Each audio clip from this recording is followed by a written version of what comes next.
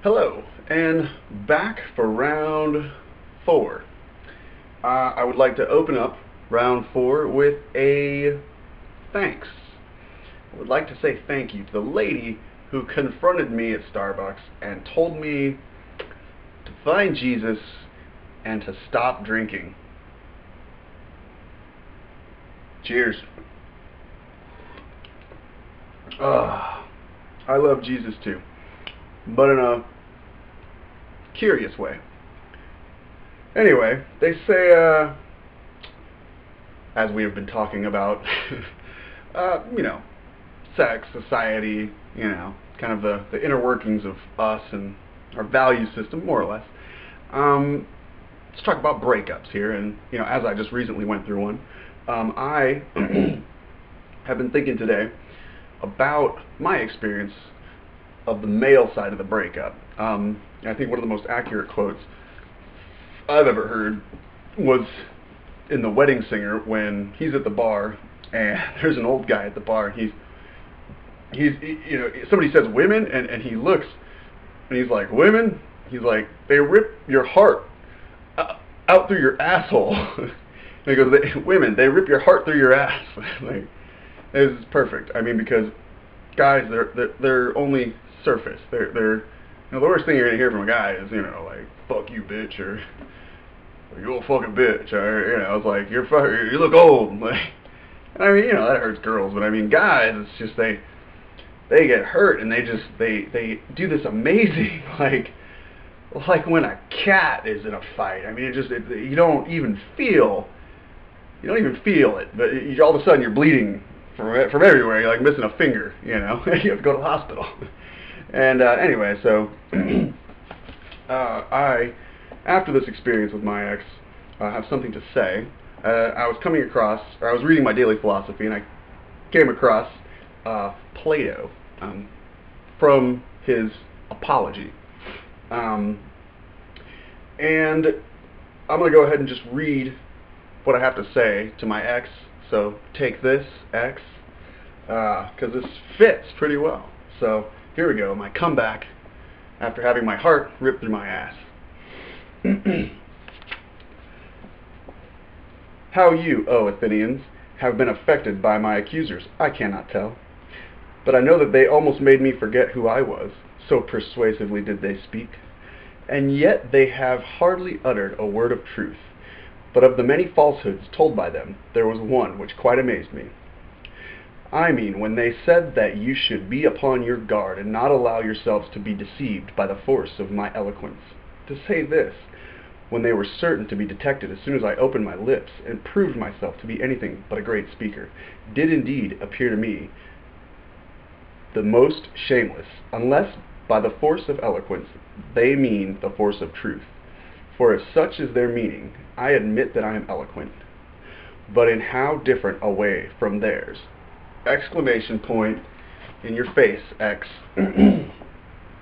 So anyway, as we're talking about exes and having hearts ripped through asses and aggression, and also on the last one we talked about cherry pie, and one of the meanings or one of the things I was implying by that, though it just seemed like I was babbling, was we're all going through a hard time here. We're going through a pretty tough recession, and so when I urge everyone to have more sex, I'm not just trying. I don't get off on being a heathen. I just, I think we're all like funneling up here, and well, buddy, I mean, sex is natural.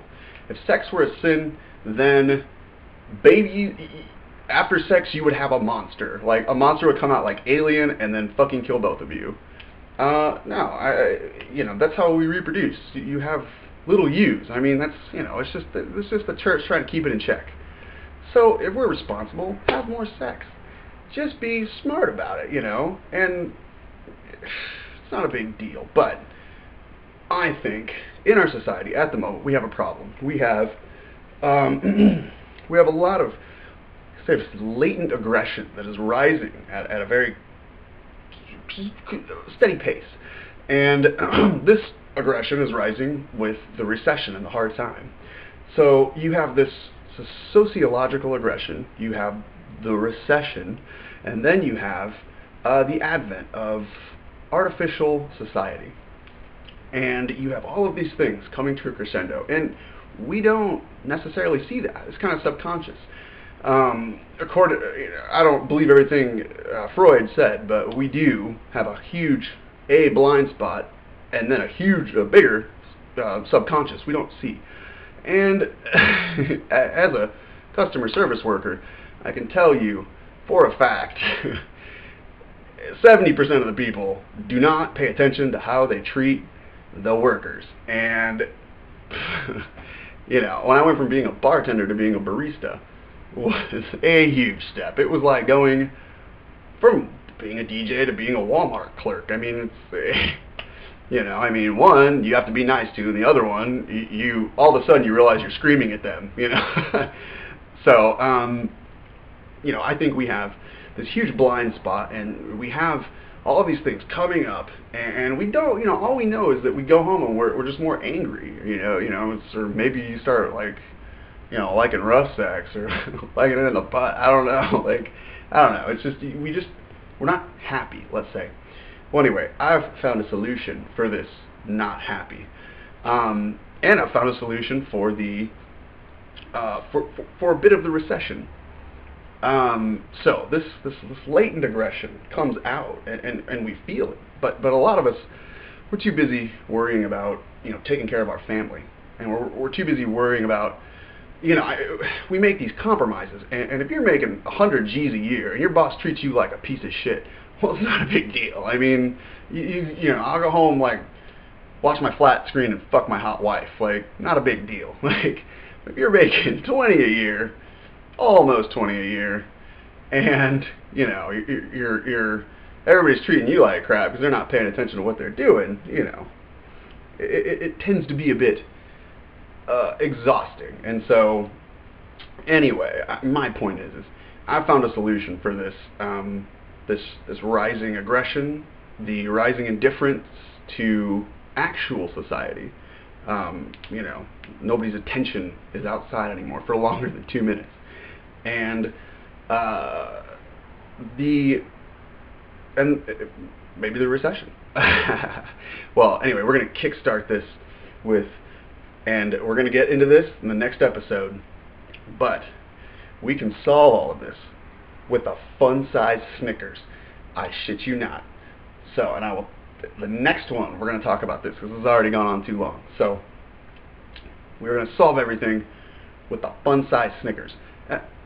Fun-sized candy. So, just remember that. Okay, everybody. Good round 4. Have a good night, I suppose. I can see this time, so.